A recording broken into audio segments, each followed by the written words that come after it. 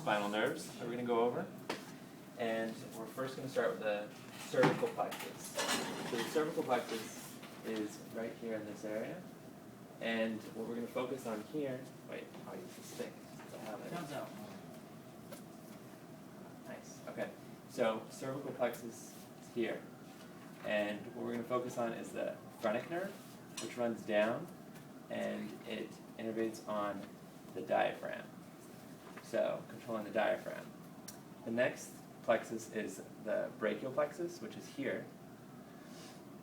And the first nerve that we're going to look at is the axillary nerve, which travels posterior to the humerus, right here. And it's going to innervate on the shoulder, muscles, and skin. The next nerve is here, which is 32. And that's going to be the musculocutaneous nerve, which innervates on the brachial nerves, or the brachial muscles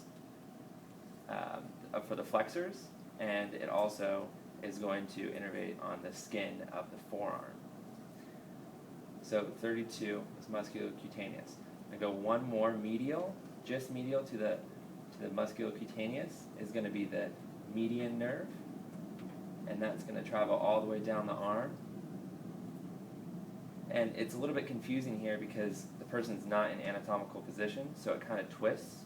But as you can imagine, if this thumb was facing outward, it's going to travel along the radial portion. So 33 median nerve travels all the way down, and it's going to be the lateral portion of your flexors for your wrist, and it's also going to be the palmar surface. So here, near your thumb, on the palmar surface of the skin. Now next is, look, one more medial, 34, is going to be the, I guess that's going to be the ulnar nerve. And the ulnar nerve is going to travel, of course, along your ulnar bone. And that's going to, here it's going to go all the way across. But if you're standing anatomically, it's going to travel straight down along your ulnar. So, and that's going to be the flexors, as well as for the, I guess, the medial portion. So if you're standing anatomically, it's going to be the medial flexors, as well as the medial palmar surface. And the last nerve that we're going to look at here on the arm is going to be the radial nerve, which the radial nerve, like the axillary nerve, is going to travel posterior to the humerus. So the radial nerve, I believe, is 37. So radial nerve is here. So as you can see, it's kind of a dotted line. Yeah, 37. So, and that's going to innervate on the skin and the muscles of the posterior forearm. The next is we're going to look at is I guess just going to look at the thoracic. There's no plexus in the thorax, as we all learned on the quiz. And these are just going to wrap around here.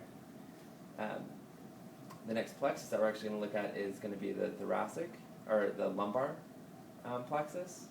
And looking here, the first thing that we're going to look at is the number 53. So number 53 is going to be the obturator.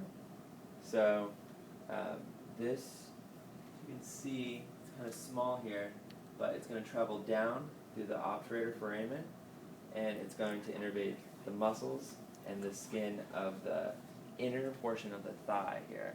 So the medial portion of the thigh. The next part of the lumbar plexus is going to be the number 56. So number 56 is a larger nerve. Look here, it travels medial as well as a little bit more anterior. And instead of traveling through the obturator foramen like the obturator, it's going to travel straight anterior. So it's also going to innervate some of the medial thigh muscles as well as the skin of the thigh. And also, if you follow it all the way down, it's going to turn into the saphenous nerve. And the saphenous nerve travels all the way on the medial portion of the leg, innervating the medial portion, medial muscles, or just the medial skin and foot of the leg. The next plexus we're going to look at here, it's kind of hard because it's going to be the posterior portion. Unlike here, it's anterior for the lumbar, the sacral plexus. So here you're going to have to kind of look past all these other nerves that we talked about. So sacral plexus is this portion here, and the first one that is going to break off is the gluteal nerve. And the gluteal nerve is going to innervate the muscles that we learned about that abduct, as well as they're going to also extend the thigh. So those muscles, it's not innervating the skin here. The next group here is going to be, so you're going to travel all the way down here, and that's going to turn into the sciatic.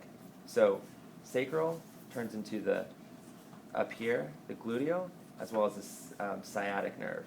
So the sciatic nerve travels posterior, instead of traveling anterior like the femoral, it travels posterior to the humerus, or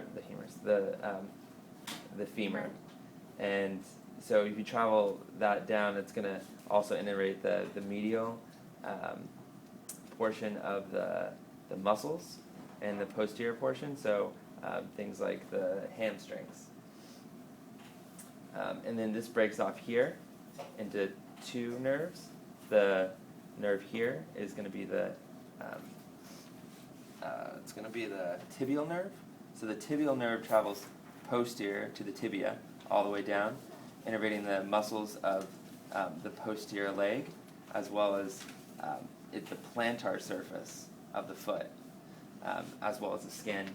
And then up here, if you go lateral instead of straight down, it's going to break off into the peroneal, also known as the common fibular nerve, and this is going to innervate the lateral and the anterior portion of the leg, as well as the dorsal portion of the foot. So tibial goes down to the plantar, and the the common fibular travels to the dorsal portion of the foot. Yay.